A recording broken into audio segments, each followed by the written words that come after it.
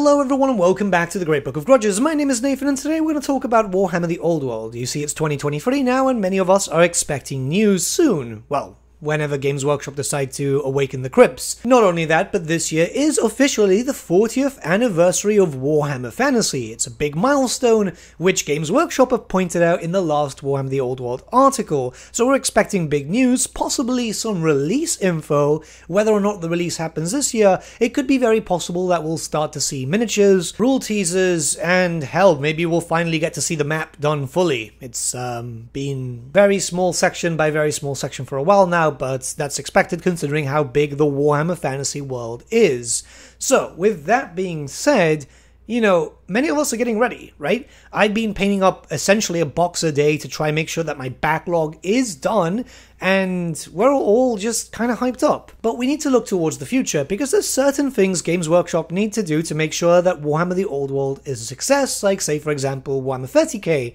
And in general, we want this to do well, because we want this setting to continue, so we can get new miniatures for us to play with. I mean, that's generally the thing, right? So let's take the time in this video to discuss some things that Games Workshop are hopefully planning for the future of Warhammer The Old World. So firstly, we're going to talk about the release itself. It's very likely that Warhammer The Old World will launch with a release box, because, well, that's how pretty much every setting goes, right?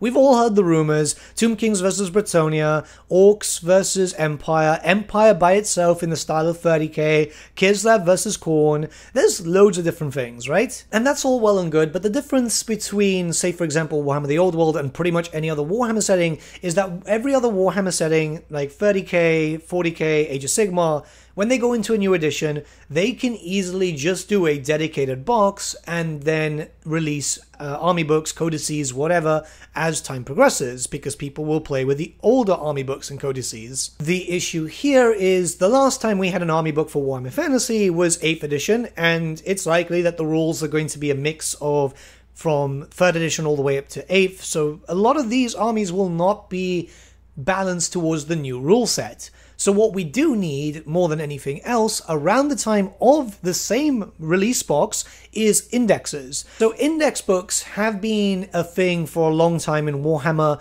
The best time I ever actually saw them was in 8th edition 40k. You see, what they are is dedicated books, usually I think there was around 3 or 4, and they'd be order, destruction, chaos, and all that type of stuff. So that means that you would get a lot of different army rules, no fluff, just rules, for a number of different armies. So for the launch of 40k 8th edition, it was Death Guard versus, I believe, Ultramarines, but you still had rules for all your other armies if you decided that, well, you don't want this box, you want to play Eldar, you want to play Orcs, or whatever, and this is going to be very helpful. There were so many different armies in Warhammer Fantasy that by doing this, we'll have access to the rules and people will be able to play with their old armies without too much of an issue. Because let's be honest, we're not going to expect army books dropping all at once, because that doesn't even happen for the main titles. So yeah, this would probably be the best way to go, and then everyone gets to play as soon as possible without forcing everyone to just get into buying the release box and buying models that, well, they just have no interest in. Next is to take a step further. So, miniatures, right? We're not going to be expecting loads of new miniatures for every faction to drop at once.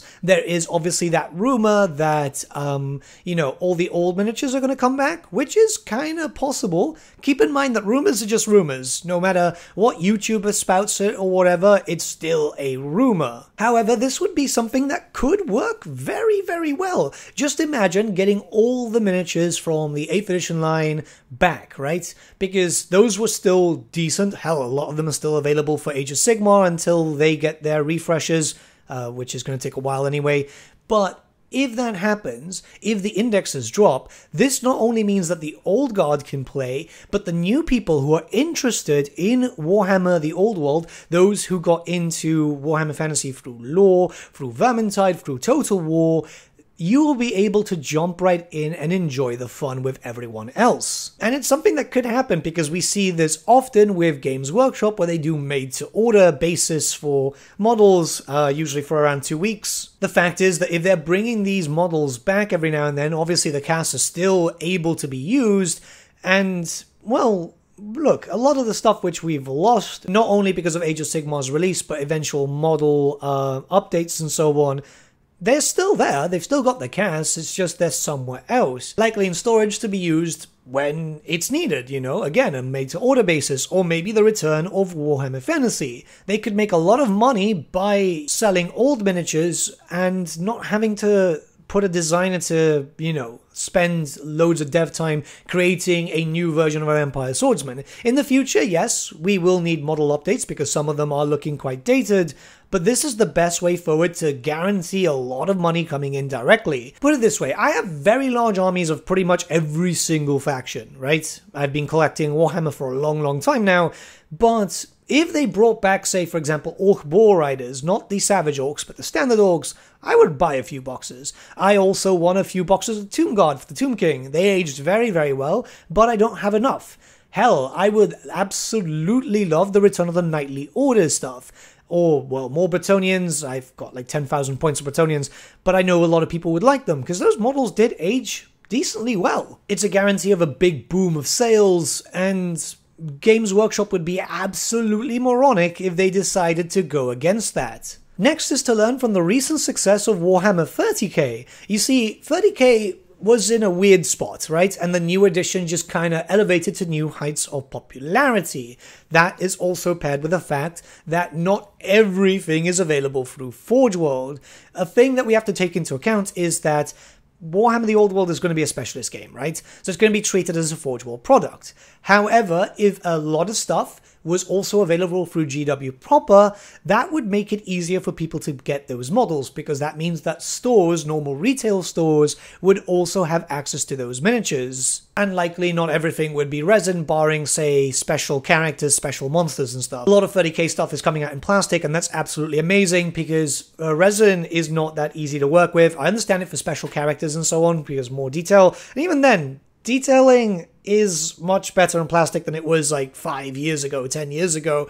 But having it as a secondary main title, just like 30k was, where it's available on the GW store, you can see the button there, you can click directly on it, that would help boost sales dramatically. Not everything is there, but that's fine enough to get people to get started, essentially, and then go from there. I'm honestly quite surprised and very happy how Games Workshop actually sorted out 30k, as this is something that should be done going forward for Warhammer The Old World. It's a very good system. Yeah, I know some people aren't too happy about it, but I know that it's a lot better than it used to be. Next, we're going to talk about the barrier to entry, and this is something that 30k doesn't do just yet. They might do in the future, but 40k and Age of Sigmar do stupendously well. So the fact is that Warhammer is not cheap. Let's be very honest here. It's an expensive hobby, and it gets more expensive as you start playing competitively or you start collecting multiple armies. But one thing that Games Workshop have done is the introduction of specialist games, right? So Kill Team, which is getting an update every 3 months. I think Warcry is more or less getting around every 3 months too. They are completely different games, very separate from the main title, but you can use those models in the main game. So it's a great way to get you started and then pushing you ever so slightly into it. This is not so much of a problem for possibly you and me who are very used to these things or already play Warhammer Fantasy, but for newer players, it's a great way to be more inclusive. And what better way than bringing back a game that we all very much miss, Mordheim. So Mordheim was more of an RPG game than anything else.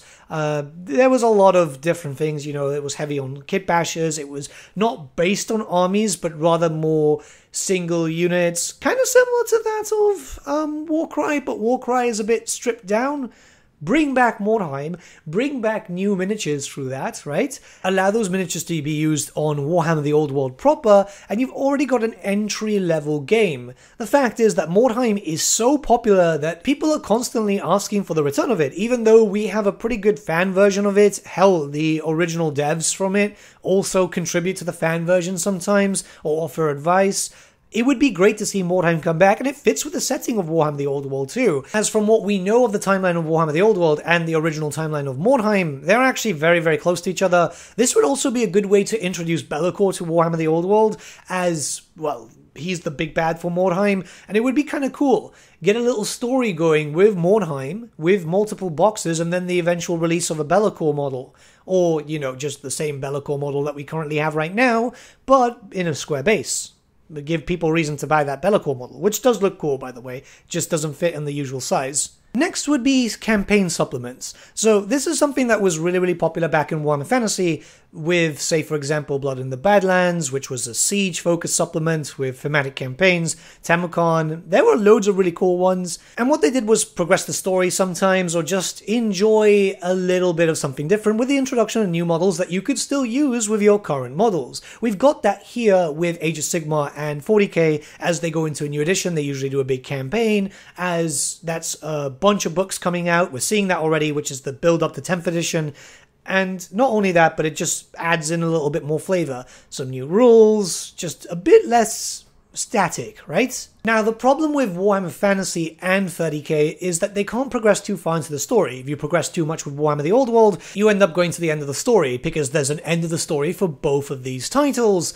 But what they can do, and this is something that I feel like should happen, is do supplements based on various different eras of the Warhammer Fantasy world. So, do the War of the Beard, give a dwarf versus elf type of box out there, and, you know, some new rules, some new models, all that type of stuff. The Bretonnian Crusades into Araby, you know, where they'd be fighting against Arabian forces, and that means more models for Bretonnia, more models for, well, hopefully models for Araby in general, if we ever get them, but the idea is just to add in a little bit more flavor and a little bit more fun. I feel like these supplements were a big strength of Warhammer Fantasy. For example, the Storm of Chaos introduced new armies, but they weren't really new. They were the same old models that you would have, but you'd kit bash them a little bit, and there you go. But what if those units were actually officially done, and we could just buy Cult of Ulrich units, right? What if we could buy a Dark Elf / Slaanesh theme army and run that, just maybe because you want to have that as a theme's sake, or maybe that's the army that just appeals most to you, right? One thing all the White Dwarfs used to do is introduce supplements. This is how we actually got the Vampire Coast, by the way, or even just Kislev,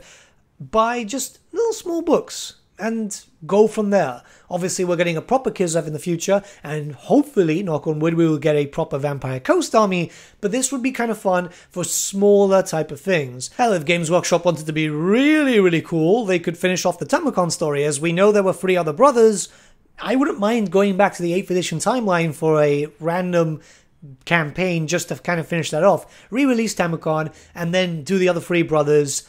Yeah, it would be kind of cool. Sure, it'd be kind of close to home, as we know what's going to happen a few years after that, but hey, the Tamukon book was amazing, so yeah, this would be nice. And I think that's pretty much it. I know a lot of people would be saying rules, balancing, model updates, and so on, but keep in mind that this is not the Games Workshop that we used to know. The Games Workshop that I used to know when I used to play Warhammer Fantasy is radically different. We are getting loads of rule updates. We're getting loads of stuff being released for every single title that they have active right now, and it's impressive. It's honestly very different to old GW. So I have faith that we're going to get new models. I have faith they've already confirmed that anyway, but I have faith that they're going to give us cool rules, or at least, rules that are playable, because they've already stated that the book is being tested or play tested and stuff. So yeah, this is an important thing. I don't know. I'm super excited, and hopefully this month, this year, we'll have loads and loads of really cool updates for us. We're just going to have to wait and see. But let me know what you guys think regarding the points that I made out, and yeah, let's have a bit of a discussion. I'll see you all again very soon.